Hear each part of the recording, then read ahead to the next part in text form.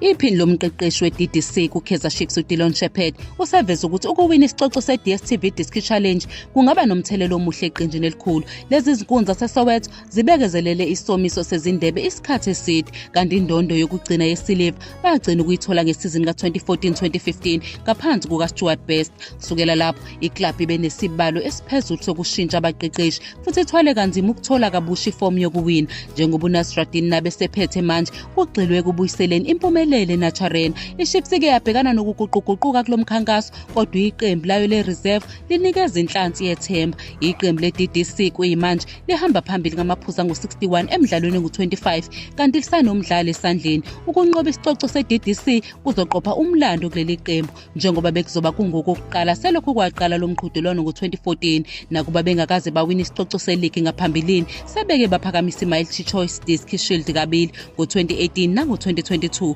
uShepherd ukholelwa ukuthi impumelelo yeqembu le-reserve ingaba nomthelela omuhle kuhlelo leqembu elikhulu. Baqinise ukubaluleka kobumbano kuwo wonke amazinga eklabhu. Khona manje iqembu elikhulu lihleze endaweni yesishiyagalombili kubhethu Premiership futhi libheke ukunqamula isomiso seminyaka eyishumi sendebe uma selibhekene ne-Orlando Pirates komanqamu we-Nedbank Cup ngoMeyi 10 eMoses Mabhida Stadium.